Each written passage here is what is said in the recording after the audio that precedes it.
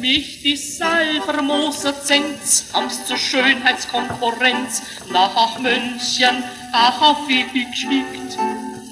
Und die 20 solche Nassel hab ich gehabt, des Riesenmassel und den ersten Preis gekriegt. Mein Bürgermeister, der wird Linsen perfekt.